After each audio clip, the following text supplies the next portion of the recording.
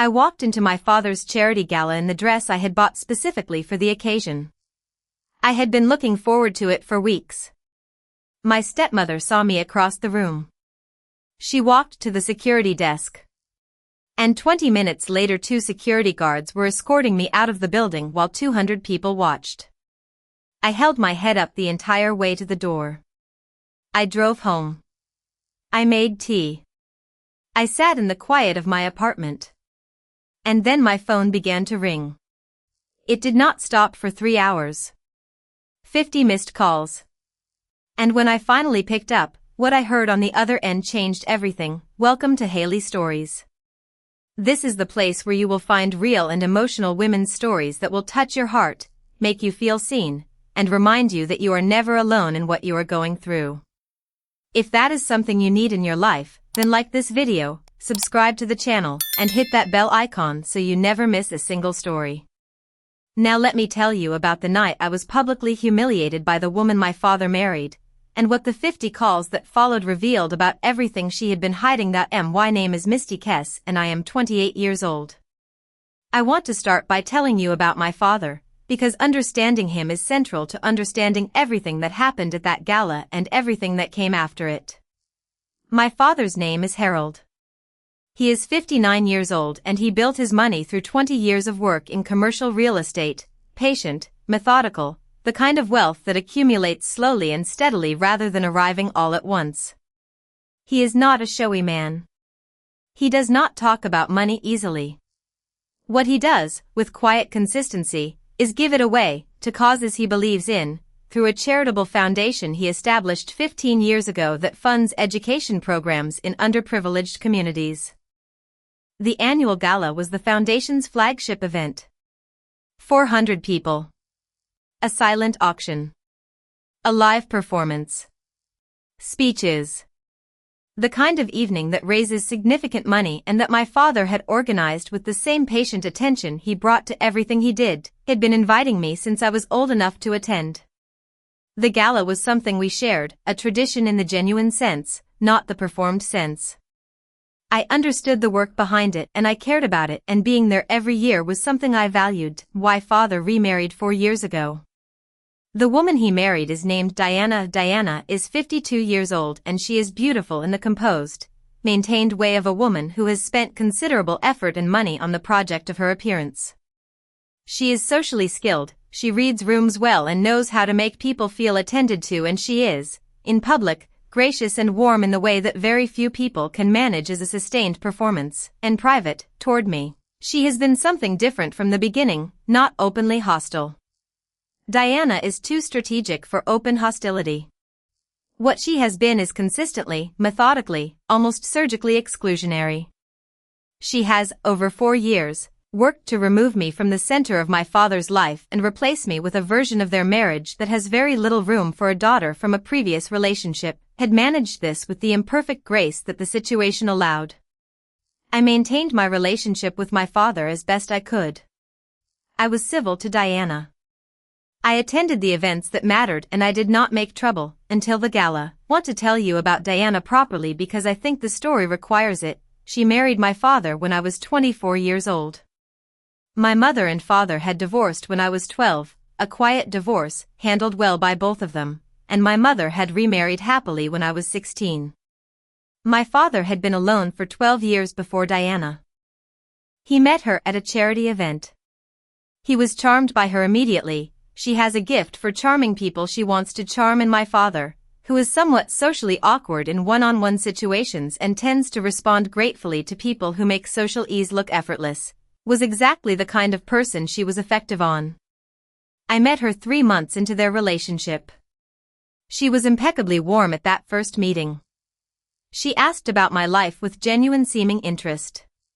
She said complimentary things about my work. She found common ground between us with the skill of someone who had researched the territory before arriving on it. I liked her. I left that first meeting with a cautious but genuine optimism. The optimism eroded slowly. What I noticed first was small things. The way she positioned herself between my father and me at family occasions, physically, literally, standing between us so that conversations triangulated through her rather than happening directly. The way important information about my father began reaching me through her rather than from him, his schedule, his plans, his health, filtered through Diana before it arrived at me, the way my father seemed, gradually and without any particular moment I could point to consult her before responding to me. As though his own opinions about his own daughter required vetting. I noticed all of this and I named none of it, because naming it would have required making it a conflict and I did not want to make it a conflict. I told myself it was an adjustment. I told myself Diana was still finding her place in the family. I gave it time. For years later I was still giving it time, and then came the gala. My father invited me to the gala himself. By phone, directly, the way he had always invited me, not through Diana, not through an email from an assistant, but a personal call in which he said he hoped I would come and that he always liked having me there. I said yes immediately. Of course I said yes. I bought a dress. A deep green gown, formal and appropriate, the kind of thing I would have chosen for any black tie occasion hosted by my father. I arranged my hair. I ordered a car. I prepared the way I always prepared for an event that mattered. What I did not know, what I had no way of knowing, was that Diana had also been making preparations. Of a different kind entirely. I found out later, from a source inside the event staff that I will not name, that Diana had approached the event coordinator 3 days before the gala. She had said that there was a concern about an uninvited guest who might attempt to attend. She had given a description. She had asked that security be briefed. The description was me. She had told the event coordinator that my father had not authorized my invitation. That I had a history of causing scenes at family events. That if I appeared I should be removed discreetly. None of that was true. Not one word of it. My father had invited me personally. I had never caused a scene anywhere in my life. I do not know what Diana thought she was doing or what she thought would happen. What I know is what did happen. The car dropped me at the venue at 7:30 in the evening. It was a beautiful space, a restored ballroom in the city that the foundation used every year. I had been there many times. I knew the staff by sight. I knew where the auction tables were and where my father usually stood during the pre-dinner reception and what order the evening ran in. I walked in with the ease of someone arriving somewhere familiar. I saw my father across the room almost immediately. He was talking to a group of guests with the slightly formal ease he brought to these occasions. He had not yet seen me. Diana saw me first. I noticed her notice me.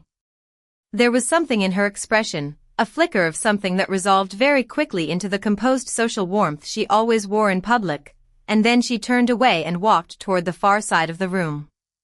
I thought nothing of it. I moved through the room. I said hello to people I knew. I took a glass of water from a passing tray. I was making my way toward my father when a hand touched my elbow. I turned. 2 security personnel. Both in the dark jackets that identified them as event staff. Both with the carefully neutral expressions of people doing something they found slightly uncomfortable. One of them said, "Miss Kess? I need to ask you to come with us." I said, "I am sorry." He said, "We have been asked to escort you from the premises." "I apologize for the inconvenience," I said, "there must be a mistake." I was invited. My father invited me personally. He said, "I understand. But we have specific instructions. If you could come with us quietly, it would be appreciated." I looked around the room. People were watching. Not everyone, not yet, but enough. The particular ripple of attention that moves through a crowd when something is happening that should not be happening. I made a decision in that moment. I could argue. I could insist. I could raise my voice and create exactly the kind of scene I had never created anywhere in my life. Or I could walk out with my head up and deal with it from a position of clarity rather than a position of spectacle. I chose clarity. I said, "Of course. Lead the way." And I walked out of my father's gala with 2 security guards beside me while 200 people watched. In the back of the car I had ordered for the return journey, and I looked out of the window at the city moving past, and I felt several things simultaneously. I felt humiliated. The specific, hot humiliation of having been publicly escorted from a room by security at an event hosted by your own father. However composed I had managed to appear, the experience was humiliating, and pretending it was not would be dishonest. I felt angry. The cold, clear kind of anger that arrives when something has been done to you that was deliberate and calculated and planned in advance. This was not a misunderstanding. Someone had gone to considerable effort to arrange what had just happened. And there was only one person who had the motivation and the access to do that. I felt something else too. Something underneath the humiliation and the anger. A kind of settled certainty. Because I understood, with sudden and complete clarity, that what Diana had just done was not a sustainable position. She had gone too far. In trying to remove me from the gala, she had created evidence, visible, witnessed, documented evidence, of exactly what she was. Of the lengths she was willing to go to. She had not thought about what happened next. I was thinking about it. I went home. I changed out of the green dress. I made tea. I sat in my apartment in the quiet that I had chosen, and I waited. My phone began ringing at 9:15. First call was from a number I did not recognize. I did not answer. The second call was from my father's phone. I did not answer. The third was from Diana's number. I did not answer that either. The calls continued. My father. Diana. My father again. An unknown number. Diana again. Over the course of 3 hours, the screen of my phone lit up 50 times. I sat and watched it light up, and I did not answer once. I was not ready to have the conversation. Not because I did not know what I wanted to say, I knew exactly what I wanted to say, but because I needed to say it from a position of complete calm. Not from the aftermath of a humiliation. Not from the hot, immediate feeling of having been escorted from a room. From a place of absolute and unhurried clarity, I went to bed, slept better than I expected to, and in the morning I had 50 missed calls, 7 voicemails, and 4 text messages. Listened to the voicemails in order. The first 3 were from Diana. Her voice moved through 3 distinct registers. The first was brisk and explanatory, something about a miscommunication and a clerical error with the guest list. The second was warmer, more conciliatory, something about being sorry for the confusion. The third was something I had not heard from Diana before. Frightened. Pleading. She said my father had found out what she had done. She said things had not gone the way she expected. She said she needed to speak to me. The remaining voicemails were from my father. His voice in the first one was tight, with the particular tightness of a man who is furious and is managing it. He said he needed to talk to me. He said he was sorry. He said he did not know. By the fourth voicemail his voice was different, something rawer and more honest, and he said, "Misty, I need you to call me back." Please. I called my father first. He answered before the first ring had finished. He said, "Misty," I said. "Dad," he said, "I did not know." "I need you to understand that I did not know," I said. "What happened?" He told me. 15 minutes after I had been escorted out of the gala, a woman who had been standing nearby had approached my father. She was a long-time donor, someone who had been attending the gala for years and who knew me by sight and who had known my father for longer than Diana had. She had said, "Harold, I am not sure you are aware, but Misty was just removed by security," and why father had not known what she was talking about. He had gone to the security desk. He had spoken to the coordinator. The coordinator, to his credit, had been honest immediately. He said he had received specific instructions from Mrs. Kess that a guest named Misty Kess was not authorized to attend and should be removed if she appeared, and why father had gone to find Diana. What had followed was, my father said, the most significant confrontation of their 4-year marriage. Diana had initially maintained the clerical error story. My father had spoken to the coordinator again, in front of Diana. The coordinator confirmed that Diana had approached him 3 days before the gala and had described me specifically and had asked that security be briefed. There was no clerical error. Why father said he had asked Diana to leave the gala. His own gala. He had asked his wife to leave while he stayed and finish the evening because he could not stand to be near her while he was still inside the feeling of what she had done. He said, I have been trying to call you since 9 o'clock. I said, I know. I needed to be somewhere calm before I could talk. He said, I understand that. Misty, I am so sorry. I said, Dad, I know you are. But I need to ask you something. He said, anything. I said, how long have you known that Diana was doing things like this? My father was quiet for a long moment after I asked that question. Then he said, I have known that things were not right between you and Diana for a long time. I have not known the extent of it. I said, how much did you suspect? He said, more than I acted on. I want to be honest with you about that. I noticed things. The way information about you seemed to reach me through Diana rather than directly. The way certain invitations seemed to not arrive. I noticed and I told myself it was an adjustment. That it would settle. I said, it has been 4 years, Dad. He said, I know. I said, I have been managing this for 4 years. Trying to maintain my relationship with you through a person who has been methodically working to reduce it. And I did not say anything because I did not want to put you in the middle. Because I thought if I was patient enough and careful enough it would sort itself out. He said, I should have asked you directly. A long time ago. I said, yes. You should have. He said, I was afraid of what you would tell me. That is the honest answer. I was afraid of what it would mean for my marriage and I let that fear make me less of a father than I should have been. That sentence cost him something. I could hear it. I said, I know.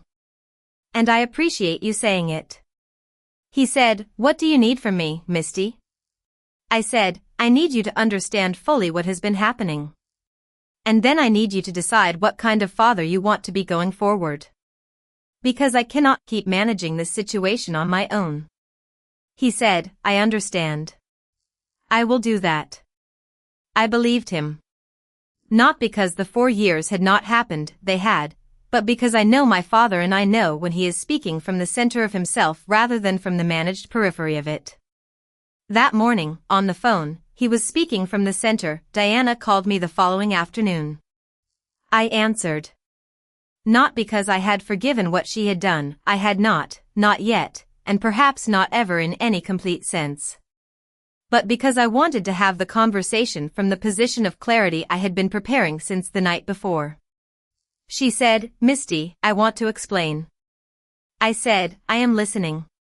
What followed was a long and complicated recitation that moved through several layers of justification before arriving, eventually, at something that might have been honest. She said she had felt, from the beginning, that I was a threat to her marriage. She said she believed I did not accept her and that my presence at family occasions was a constant reminder to my father of his previous life. She said she had made decisions, she used the word decisions, just as Raj had used it, the particular word of someone who understands that what they did was deliberate, to reduce my presence where she could. She said the gala had been a mistake. She said she had not anticipated my father's reaction. She said she was sorry. I said, Diana, I want to say something and I need you to hear it completely. She said, of course. I said, I have never been a threat to your marriage. I am my father's daughter. That is a fixed and permanent thing that exists regardless of who he marries or how long they are married. I was never trying to remove you from his life. I was trying to maintain my place in it. Those are not competing projects. You made them competing projects. And in doing so you have caused damage that I do not know can be fully repaired. She was quiet. I said, I do not know what happens next between you and my father. That is between you and him. But I need you to understand that what you did on Saturday night, having me removed from my father's event, in front of his colleagues and donors and the people who have known me for years, was not a strategic mistake. It was a choice that revealed exactly who you are and how far you are willing to go. And I will not be forgetting it. She said nothing for a moment. Then she said, I understand. I said, good. In the weeks following the gala, my father did something I had not expected and had not asked for. He went back through the previous 4 years. Not in a dramatic way. Not with confrontations or ultimatums or the kind of theatrical family reckoning that happens in films but rarely in real life. He did it quietly, talking to people, asking questions, looking at things he had told himself not to look at too directly. He called me several times during those weeks. Each call revealed something else he had found, an invitation that had been intercepted, a message that had been filtered, an occasion where Diana had provided information about my availability that had not come from me. With each call his voice was different. Not more angry. I had expected anger, and what I found instead was something quieter and more permanent. The specific quality of a man who is understanding something he cannot understand. He said to me on one of those calls, I built something that is supposed to help people. And I let someone use it as a weapon against my own daughter. I do not know how to sit with that. I said, you sit with it the same way you sit with everything you have gotten wrong. You look at it clearly and you decide what you are going to do differently. He said, I am going to do a great deal differently. He meant it. I know he meant it because I have watched him mean things for 28 years and I know the difference between his determined voice and his performing voice. The determined voice is quieter. I'm 28 years old and my stepmother had me removed from my father's charity gala by security in front of 200 people and then called me 50 times before I answered. I want to tell you what I know now. I know that people who operate through manipulation rather than honesty eventually overreach. Diana had been methodical and careful for 4 years, small moves, incremental exclusions, nothing dramatic enough to force a confrontation. The gala was different. The gala was a move too large and too visible in front of too many witnesses, and it produced consequences she had not modeled. She had not modeled my father's reaction. She had, I think, believed that he would be managed. That he would accept whatever explanation she offered and that the situation would be contained. She did not understand that some things, once seen, cannot be unseen. That a man who watched his daughter escorted from his own event by people he had hired would carry that image in a way that her explanation could not reach. She had also not modeled me. She had been operating for 4 years on the assumption that I would be managed too. That my commitment to my relationship with my father would make me absorb things quietly rather than name them. That my patience was infinite. What she did not understand was the difference between patience and passivity. I had been patient. I had not been passive. I had been watching and filing and waiting for the moment when what she was doing was sufficiently visible to address. She handed me that moment. And I know something about my father that I am choosing to hold carefully rather than set aside. He was not innocent in 4 years of this. He noticed things and chose not to look at them directly. That is something he and I will have to navigate over time, the particular complexity of a parent who loves you and failed you in the same years and needs to be held accountable for both. I am working on that navigation. We both are. But I am still here. Still his daughter. Still standing. And Diana's 50 calls lit up my phone because something she had not planned for had happened. The thing she had not planned for was me. My name is Misty Kess. I am 28 years old. My stepmother threw me out of my father's gala in front of everyone. 50 missed calls later she was begging. And that is my story. She had me escorted out of that room in front of 200 people.